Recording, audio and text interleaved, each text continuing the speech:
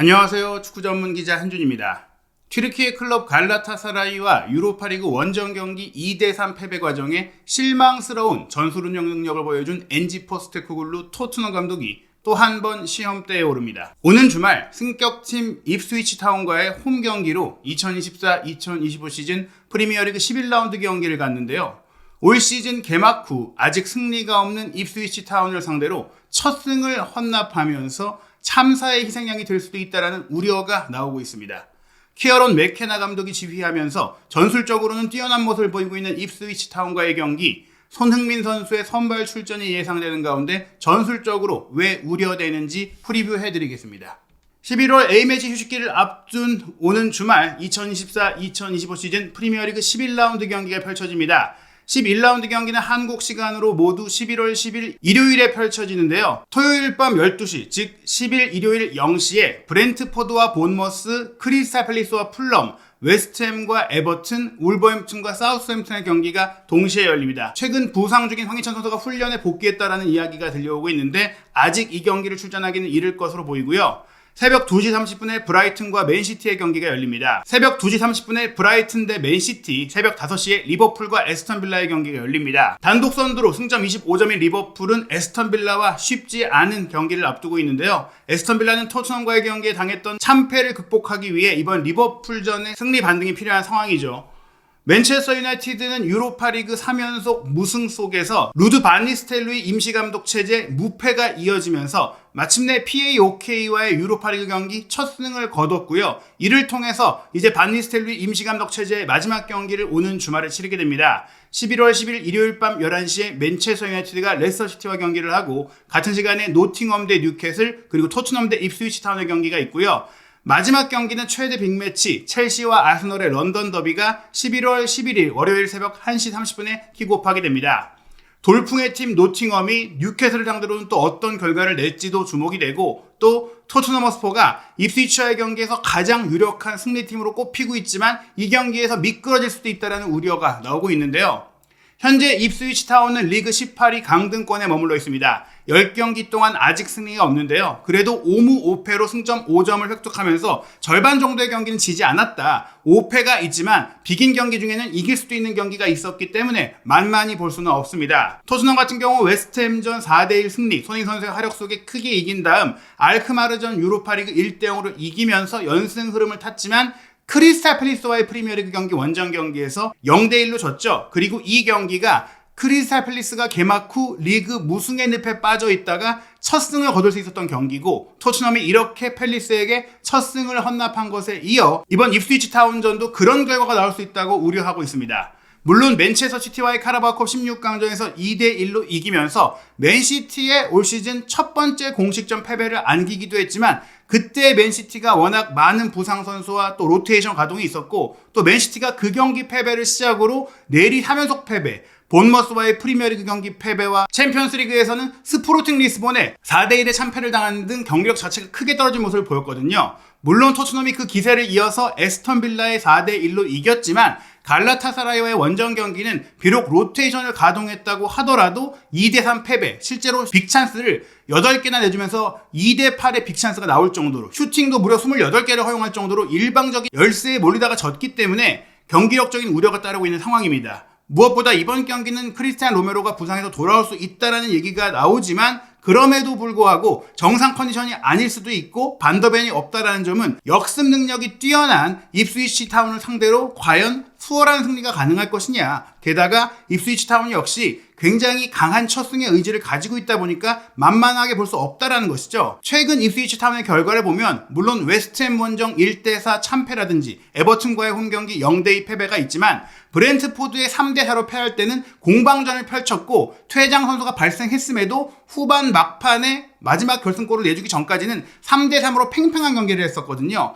심지어 먼저 2골을 넣고 앞서가면서 이길 수도 있는 흐름을 보였던 게 브렌트포드전이었습니다. 레스터시티와의 경기도 퇴장 선수가 발생한 가운데 1대1로 비기면서 충분히 승리가 가능했던 내용이었고 또 이전 3연패 전에도 에스턴 빌라와의 홈경기 2대2로 비길 때도 충분히 승리를 가져올 수 있었기 때문에 계속 승리가 눈앞에 있는 상황인 입스위치 타운이었다. 즉 이번 경기 전술 전략적으로 잘 준비를 한다면 무엇보다 플랜 A에 대한 명확한 방향성이 있다 보니까 그에 대해 대응하기가 쉽고 준비하기가 쉬운 포스테코글루 감독의 토트넘이라면 키어런 맥케나 감독이 충분히 전술적으로 요리할 수도 있다고 생각할 수 있겠죠. 올 시즌 개막 후 입스위치 타운의 결과를 보면 리버풀과 개막전 0대2로 졌지만 당시 경기력은 리버풀을 꽤 많이 위협했었고요. 그 뒤 맨체스터 시티에는 1대4의 참패를 당했고 또 카라바오컵에서도 하부 리그 팀인 윈블던과 2대2로 비긴 이후 승부차기에서 탈락을 했었는데 그래도 만만치 않은 전력을 갖추고 있는 풀럼과 홈경기 1대1 무승부, 휘르찰러 감독과 함께 신선한 바람을 일으켰던 브라이튼과의 원정 경기도 0대0으로 비겼고 리그 4경기 연속 무승부를 거두는 과정 속에는 충분히 섰승을 기대할 수 있었고 그때까지만 하더라도 입스위치가 쉽게 무너지지 않는다, 경기력이 좋다 이런 평가를 받았었거든요.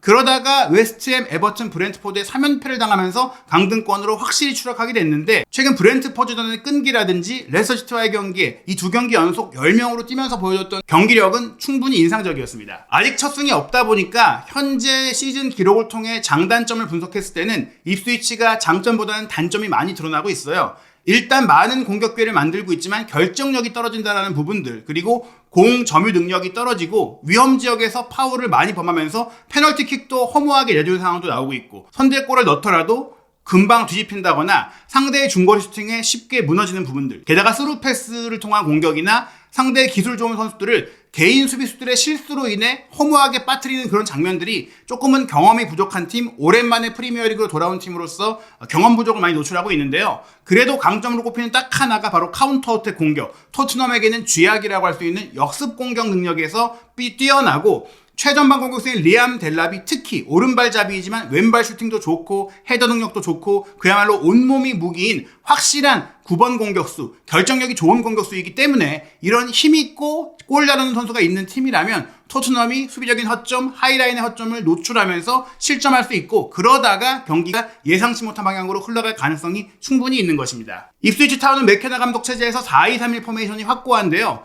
무리치가 골문 지키고 튀앙제베가 오른쪽 풀백, 오셰이와 그리브스가 센터백, 레이프 데이비스가 왼쪽 풀백인데 지금 튀앙제베가 부상을 당해서 빠져있는 상황입니다. 두 명의 중앙 미드필드는 현재 주장을 맡고 있는 이집트 대표 모르시 선수, 그리고 맨체스터 시티에서 결국 성공하지 못했지만 충분한 저력과 잠재력이 있는 수비형 미드필더 칼빈 필립스가 뛰고 있고요. 최전방 공격수로 리암 델라비 자리하고 있는 가운데 2선 공격수로 번스, 허친슨, 스모디치 선수가 이제 자리를 잡고 있습니다. 일단 델랍 선수 같은 경우에는 186cm의 큰 키에 5골을 기록하고 있는 확실한 결정력을 보여주고 있고요. 왼쪽 측면 공격수로 뛰고 있는 스모디치 역시 2골을 기록하고 있고 또 교체 자원으로 슈퍼 조커로 활약하면서 올 시즌 출전한 7경기 중에 6경기에 교체로 나온 허스트도 1득점 1도움을 올리고 있습니다. 왼쪽 풀백인 레이프 데이비스는 날카로운 왼발 킥과 크로스를 통해서 1득점 2도움으로 기여하고 있고 현재까지 10경기에 모두 선발 출전했고 풀타임 활약하고 있는 핵심 선수고요. 중앙 미드필드인 샘 모르시 같은 경우도 1득점 1도움으로 중앙에서 공격의 기점 역할 패스를 굉장히 잘해주고 있습니다. 케이빈 필립스가 맨시티에서 임대 선수로 합류를 했고 또 첼시의 오른쪽 윙어 허친슨 같은 경우 2,350만 유로를 입스위치 타운이 투자하면서 가장 큰 돈을 투자하면서 2선 공격수로 확보했고요. 센터백 포지션은 챔피언십 무대에서 꾸준히 좋은 모습을 보였던 헐시티의 센터백 제이콥 그리브스를 2,150만 유로를 투자해서 데려왔습니다. 그리고 최전방의 델랍 같은 경우도 맨체스터 시티 유망주였는데 1,785만 유로의 이적료를 투자하면서 완전 영입했고 토트넘에서 기대를 받던 윙어죠. 제 클락도 1,770만 유로를 투자하면서 영입을 했기 때문에 공격진에 젊고 또 빅클럽에서 기대를 받던 풍부한 재능의 선수들이 포진해 있다고 볼 수 있겠습니다. 이 선수들 중에서도 가장 주목할 선수가 바로 맨시티 유스 출신인 21살의 장신 공격수 리암 델랍인데요. 잉글랜드 15세 이하 대표 레벨부터 16세, 17세, 18세, 19세, 20세, 현재 21세 대표까지 쭉 엘리트 코스를 밟아오면서 잉글랜드 열연골 대표팀의 주전 선수로 활약해온 선수입니다. 맨시티에서 뛸 때도 프리미어리그 2 무대, 잉글랜드 2군 리그라고 할 수 있죠. 이 투 무대에서 24득점 5도움을 2020-2021 시즌에 몰아치면서 득점왕을 차지했었고요. 이를 통해서 맨시티 1군 팀에서 프리미어리그 데뷔전, 챔피언스리그 데뷔전, FA컵 데뷔전도 치렀습니다. 그리고 나서 이제 1군 경기 출전 기회를 위해서 2022-2023 시즌에는 잉글랜드 챔피언십에 있던 스토크 시티로 임대 이적을 떠났었는데요. 여기서 그렇게 큰 활약을 하지 못했어요. 그리고 프레스턴을 거쳐서 2023-2024 시즌에는 헐시티로 임대가 됐는데 이 헐시티에서 8골 2개의 도움을 이제 기록을 하면서 이 공격 포인트 이상의 역량을 보여주면서 올 시즌에 입스위치 타운으로 이적했고 프리미어리그 무대에 입성을 했는데 프리미어리그 무대에 와서 본인의 능력을 더 잘 보여주고 있는 상황인 것입니다. 최근에 맨시티 출신 선수들이 맨시티에선 자리를 잡지 못했지만 굉장히 좋은 활약을 다른 팀에서 펼치고 있잖아요. 첼시의 콜 파머가 대표적이고 에스턴 빌라의 모건 로저스도 그런 사례인데 또 다른 사례가 바로 리암 델랍입니다. 하지만 리암 델랍 한 명에게만 의존하는 팀은 아닌데요. 입스위치의 득점 패턴을 보면 충분히 토트넘의 수비적인 허점을 노릴 수 있다는 중요한 장면들이 보입니다. 가장 최근 경기인 레스터시티와의 경기 56분 후반 초반 선제골을 만든 장면은 중앙 미드필드인 모르시 선수가 우측면에서 뒤로 빼준 공을 이어받아서 왼쪽 측면 뒷공간으로 빠져들어가는 오버래핑하는 공격적인 풀백 레이프 데이비스에게 날카로운 로빙 스루 패스를 보내줬고 이 로빙 스루 패스를 받은 데이비스가 뒷공간을 빠르게 잠식한 이후 왼발 발리 슈팅으로 골문 구석으로 정확하게 때려 넣으면서 골을 터뜨렸어요. 이렇게 오른쪽 풀백 포로의 뒷공간이 많이 열리면서 실점을 하는 토트넘의 수비적인 문제점들, 브레넌 존슨이 특히 이 상대 왼쪽 풀백의 오버래핑을 제대로 커버하지 못하는 구조적인 문제와 또 수비 가담적인 문제를 노출하고 있기 때문에 레이프 데이비스가 측면에서 공격에 가담할 때 토트넘이 수비적으로 꽤 많이 흔들릴 수 있다는 것들을 볼 수 있습니다. 브렌트포드와의 경기는 난타전이었는데요. 전반 32분에 2대0의 추가골을 만든 장면은 특히 주목이 되는데 지금 2선 공격수 중에 또 주목할 선수 중에 한 명이 채플린이거든요. 입스위치 타운의 등번호 10번을 달고 있는 채플린 같은 경우도 중앙적에서의 돌파력과 스루패스, 창의성이 뛰어난데 허스트가 배우 공간으로 빠져들어가는 것을 딱 보고 수비의 역방향으로 스루패스를 찔러줬고 허스트 같은 경우도 골키퍼와의 1대1 상황에서 골키퍼의 키를 넘기는 감각적인 슈팅으로 2대0을 만들었던 장면이 있었습니다. 즉 델랍의 결정력뿐 아니라 입스위치 타운의 다른 선수들도 충분히 공격 기술이 뛰어나다는 겁니다. 브렌트포드전 86분 같은 경우에는 3대3으로 그러니까 2대0으로 앞서다가 3대2로 뒤집혔던 경기를 다시 원점으로 돌렸던 뜨거운 경기에 골을 터뜨렸던 게 바로 리암 델랍이었는데요. 이 리암 델랍 같은 경우에는 온몸이 무기라고 말씀을 드렸는데 큰 체구에도 불구하고 속도감과 위치 선정과 또 슈팅 감각이 너무나 뛰어납니다. 센터백인 버지스가 왼쪽 사이드에 데이비스에게 공을 전개해줬을 때 데이비스가 사이드를 파고들면서 올린 얼리 크로스를 수비 뒷공간으로 빠져들어가는 센터백 사이 공간으로 빠져들어가는 델랍이 오른발 논스톱 슈팅으로 몸을 뛰어 올린 상태에서도 감각적으로 툭 밀어넣으면서 골문 구석을 찔렀거든요. 이건 그야말로 동물적인 킬러 본능이었고 또 데이비스가 하프발리 슈팅, 본인의 중거리 슈팅 능력뿐만이 아니라 크로스 패스도 뛰어나다는 것을 보여줬기 때문에 데이비스의 오버래핑, 델랍의 문전 움직임과 결정력은 분명 주목할 만한 부분이고 특히 이렇게 풀백의 뒷공간을 노린다거나 한 번의 긴 패스, 속도감 있는 롱패스로 수비 뒷공간을 노리는 입스위치 타운의 속공 공격은 토트넘의 수비, 하이라인 수비를 충분히 위협할 수 있겠죠. 물론 입스위치 타운은 수비적인 문제가 크기 때문에 토트넘 역시 손흥민 선수를 통한 솔랑키와의 협업과 손흥민 선수를 2선에서 자유롭게 뛰게 해준다면 충분히 골을 만들어낼 수가 있는데 지금 이 포스테코글루 감독이 운영하고 있는 공격 전술을 보면 이게 잘 작동할 수 있을지가 우려가 되고 있고 만약 갈라타사라이 전과 같이 손흥민 선수를 또 한 번 사이드에서 고립시키는 전술을 쓴다면 충분히 입스위치 타운이 이걸 제어할 수가 있다고 봐야 돼요.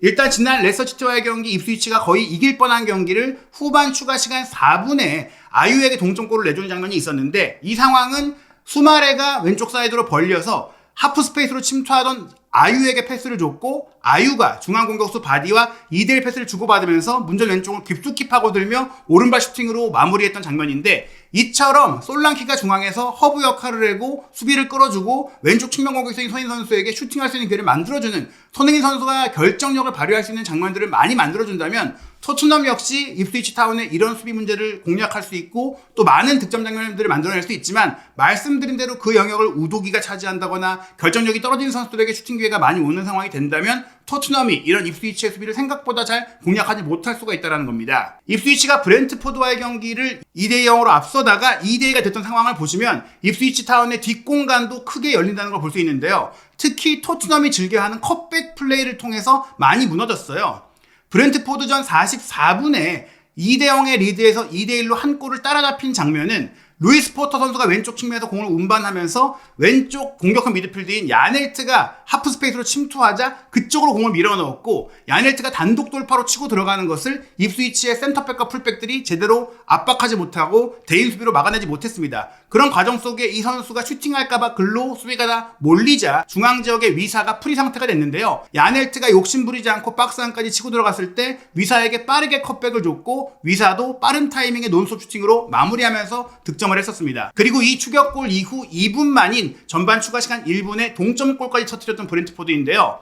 입스위치 타운이 한 골을 내주고 나서 세게 골을 넣기 위해 좀 만회하기 위해 달려들다가 뒷공간을 또 허무하게 내주는 하이라인의 뒷공간을 내줬는데 맥케나 감독이 공격적인 축구를 많이 시도하고 있고 도전적인 축구를 하다 보니까 입스위치 타운이 승격팀임에도 불구하고 뒷공간이 많이 생기는 경우가 있어요. 그런 가운데 역습 상황에서 담스가르드의 스루 패스를 받은 위사가 뒷공간을 시원하게 무너뜨리고 골키퍼와의 1대1 기회를 마무리하면서 동점골을 넣었었는데 이런 상황들은 충분히 속도감 있는 손흥민 선수라든지 전방에서 부지런히 뛰는 솔랑키 선수에게 빠르게 한 번의 롱패스 뒷공간을 노리는 그런 패스를 찔러준다면 충분히 토트넘도 만들 수 있는 장면이거든요. 하지만 이 포스테코글루 감독이 지나치게 빌드업을 강조하고 또 미드필드에서 많은 선수들을 거쳐가면서 상대를 끌어들이고 상대를 좀 요리하고 싶어하는 그런 플레이를 시도한다면은 입스위치 타운이 이걸 단단하게 잘라내고 쇼트 카운터로 토트넘의 뒷공간을 공략하는 상태로 공방전 흐름이 된다면 토트넘도 물론 골을 넣을 수는 있겠지만 입스위치 타운에게도 골을 내주면서 다득점 대결에서 자칫 미끄러진다거나 비길 가능성도 충분히 있다고 볼 수 있습니다. 입스위치 타운이 정말 오랜만에 프리미어리그에 승격을 했어요. 거의 23년 만인데요. 그러다 보니까 프리미어리그에서의 맞대결 기록은 예전의 일입니다. 역대 10번 대결이 리그에서 있었는데요. 토트넘이 3승 3무 4패 거의 호각이지만 근소한 열세입니다. 마지막 공식 경기 대결이 2001-2002 시즌 토트넘이 홈에서 1대2로 패했고 원정 가서도 1대2로 패배했던 경기이고 2000년에 있었던 두 번의 대결에서도 토트넘이 입스위치 원정 가서 0대3으로 완패를 당했었거든요. 물론 그 당시 홈 경기는 3대1로 이겼지만 워낙 예전의 일이기 때문에 지금 경기 기록과 연결짓기는 어렵고요. 가장 최근 대결이 2020년 8월에 있었던 프리시즌 평가전이었는데 이때가 바로 이제 코로나 사태 이후 다시 경기를 재개하면서 진행했던 평가전이었고 이때는 토트넘의 손흥민 선수가 있었고 손흥민 선수가 멀티골을 기록하면서 3대0 완승의 주역으로 활약을 했었죠. 다만 이때 뛰었던 양팀 선수들은 너무나 많이 바뀌었어요. 특히 입스위치 타운은 불과 4년 전이었음에도 불구하고 그때는 3부 리그에 있던 시절이거든요. 3부 리그부터 3부 리그 우승, 2부 리그 준우승을 통해서 1부 리그까지 빠르게 올라온 맥케나 감독 체제에서 빠르게 승격을 했던 입스위치 타운의 돌풍이 최근 있었던 것인데 그때 선발로 뛰었던 선수 중에 단 한 명도 남아있지 않은 입스위치고 토트넘 역시 사실은 그때 선발로 뛰었던 선수들 중에서는 2골을 기록한 손흥민 선수 그리고 센터백 벤 데이비스만이 현재 존재하고 있다고 보시면 될 것 같습니다. 이번 경기 양팀의 예상 명단은 갈라타사라이와의 경기에 전반전만 뛰고 빼줬던 손흥민 존슨이 선발로 뛸 것 같고 또 후반전에 나왔던 솔란키 쿠루세프키가 역시 뛰고 사르, 벤탄쿠르 같이 역시나 갈라타사라이 원정에서 선발로 뛰지 않은 지난 에스턴 빌라전 승리의 주역들이 선발 출전할 것 같고요. 왼쪽 풀백 자리도 그레이가 뛰면서 휴식을 했던 무도기가 선발 출전하고 오른쪽에 포로가 갈라타사라이의 경기에 선발로 나오면서 굉장히 힘들어 보이는 모습이 있었기 때문에 혹시 그레이가 나올 수 있지도 않을까. 그레이가 굉장히 좋은 경기를 보여주고 있기 때문에 포로의 몸 상태가 안 좋다면 그레이가 뛸 수도 있겠지만 그래도 포로가 최근 계속해서 주중주말 경기를 연달아 소화하면서도 경기 역할을 잘하고 있기 때문에 일단은 포로가 나올 것 같고요.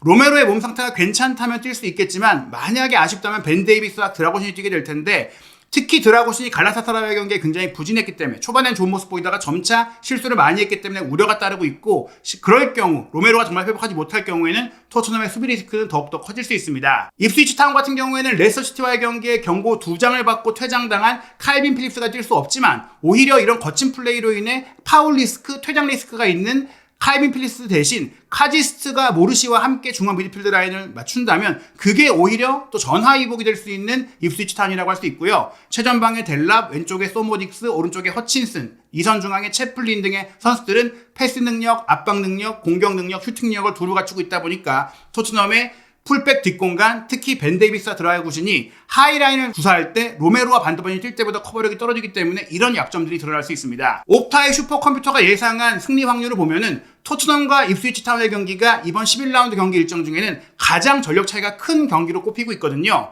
그러다 보니까 토트넘의 승리 확률이 무려 74.5%, 무승부 15%, 입스위치 타운의 승리 확률은 10.5%에 불과하고요. 유럽 주요 스포츠 베팅 업체의 배당률 평균도 토트넘 승리가 1.26배로 이번 11라운드 프리미어리그 경기 중에 가장 낮아요. 가장 승리가 확실한 경기로 꼽히고 있고 무승부 배당률도 평균 6.63배, 입스위치 타운의 승리 배당률은 9.96배인데 아마 경기 일정에 가까워 오면 10배가 넘어갈 수도 있을 정도로 어렵다라고 보고 있거든요. 하지만 프리미어리그는 그 어느 무대보다도 이런 하위권 팀들의 반란과 이변의 가능성이 높은 무대잖아요. 10배에 가까운 이 배당률, 역배당이 성사될 가능성을 결코 배제할 수 없습니다. 포스테코글루 감독이 전술적인 고집, 본인의 전술적인 문제점들을 교정하지 않는다면 그런 일이 생길 수 있다는 것인데요. 과연 토트넘의 입스위치 타운과의 경기에 예상대로 쉽게 편안하게 승리를 거둘 수 있을지, 손흥민 선수는 리그 4억 골 터뜨리면서 11월 월드컵 예선 합류 전에 기분 좋은 정말 상쾌한 경기를 하고 올 수 있을지 한준TV와 함께 이 경기 실시간 소통 방송 입중계로 함께 하시기 바랍니다.